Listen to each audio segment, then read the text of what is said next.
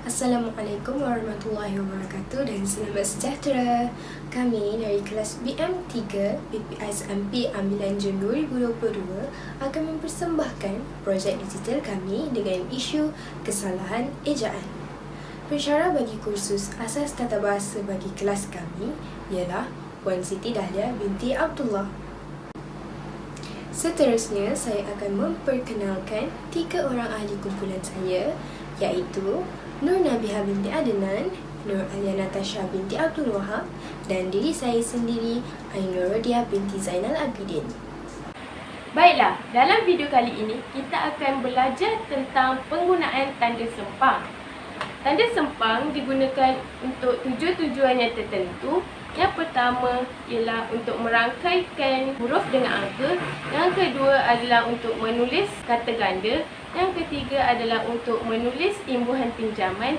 Dan yang terakhir untuk menulis singkatan. Apakah itu tanda sempang? Menurut Kamus Dewan edisi keempat dalam kurungan 2008, tanda sempang membawa maksud garis pendek melintang untuk menceraikan suku kata, juga dikenali sebagai tanda huruf. Seterusnya, kita beralih kepada penggunaan tanda sempang yang pertama, iaitu huruf dan angka. Terdapat beberapa kesalahan yang sering dilakukan di dalam penulisan seperti yang berikut. Yang pertama ialah 1930-an, di mana tiada penggunaan tanda sempang di antara nombor iaitu 1930 dan imbuhan an. Yang kedua, ke-100 di mana salah juga, sepatutnya perlu menggunakan tanda sempang di antara ke dan juga 100. Dan contoh yang terakhir sama juga dengan contoh yang sebelumnya, iaitu tiada penggunaan tanda sempang di antara ke dengan 7. Baiklah, penggunaan tanda sempang ini adalah untuk merangkaikan huruf dengan angka dan angka dengan akhiran an, iaitu imbuhan. Berikut merupakan contoh-contoh kesalahan penggunaan tanda sempang. Yang pertama iaitu istiadat convocation keempat, di mana tiada penggunaan tanda sempang di antara ke dan juga 4.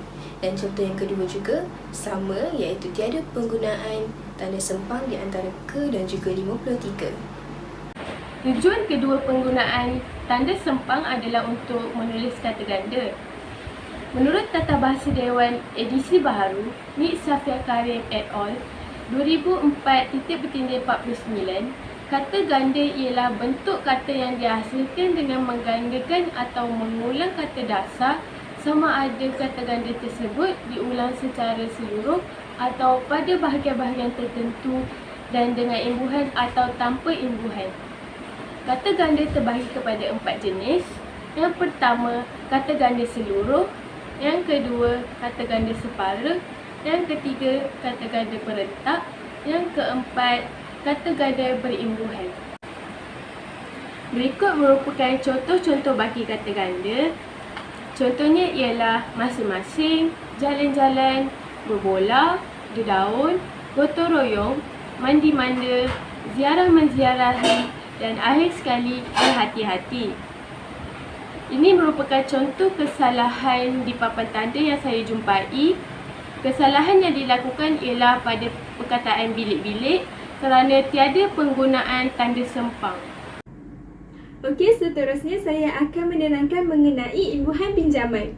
Imbuhan pinjaman merupakan imbuhan yang dipinjam daripada imbuhan Sanskrit, imbuhan Arab dan juga imbuhan Inggeris. Imbuhan ini juga boleh diterima pakai dalam imbuhan pinjaman dalam bahasa Melayu baku. Contohnya bagi imbuhan Inggeris, contoh imbuhan yang pertama ialah anti dan digunakan dalam perkataan anti dadah.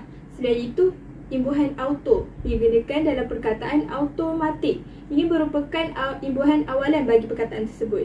Selain itu, bagi contoh imbuhan akhiran, logi digunakan dalam perkataan psikologi. Ia perlu diletakkan di belakang perkataan tersebut.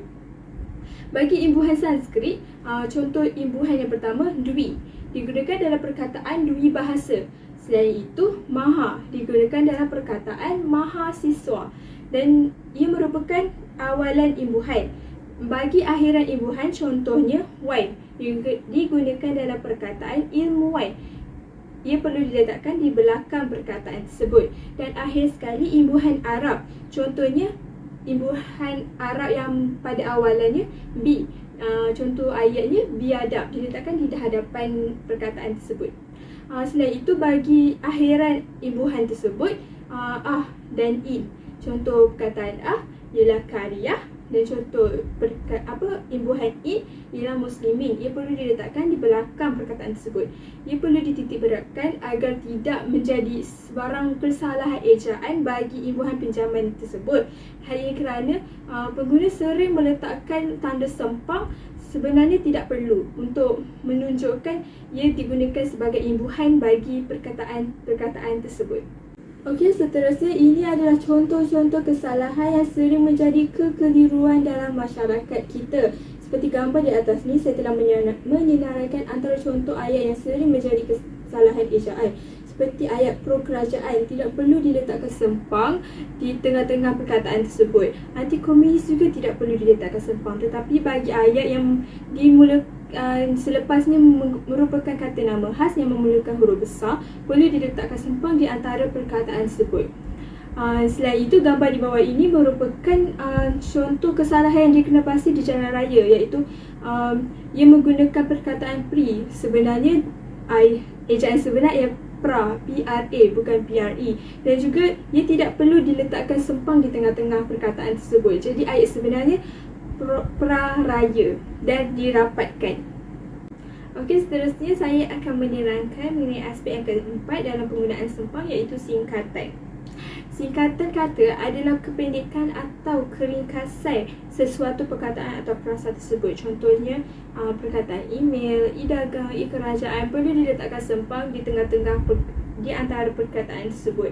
Ini menunjukkan bagi mengasingkan sebutan daripada huruf E yang membawa maksud elektronik. Ini adalah contoh kesalahan yang dapat saya kenapasi di dalam sumber internet, iaitu etika menghantar email rasmi. Perkataan email tersebut perlu mempunyai tanda sempang di antara perkataan itu untuk membuktikan singkatan bagi huruf E yang membawa maksud elektronik. Sekarang sudah jelas lagi bersuruh kita perlu menitik beratkan bagi penggunaan sempang dalam kesalahan ejaan supaya masyarakat kita lebih mengetahui dan lebih menitik beratkan dalam ejaan-ejaan seperti ini. Saya harap selepas ini penggunaan sempang tidak lagi menjadi kekeliruan dalam masyarakat kita. Ini adalah rujukan-rujukan yang kami gunakan bagi menyelesaikan projek digital ini, yang kami gunakan bagi mendapatkan isi maklumat penting dalam aspek kesalahan ejaan. Antara kami gunakan ialah sumber rujukan internet dan Kamus Dewan Bahasa. Setakat itu sahaja daripada kami. Diharapkan segala penerangan kami dapat membantu anda semua dalam mengurangkan kesalahan-kesalahan ejaan dalam penggunaan tanda sempang. Setakat itu sahaja daripada kami. Sekian, terima kasih.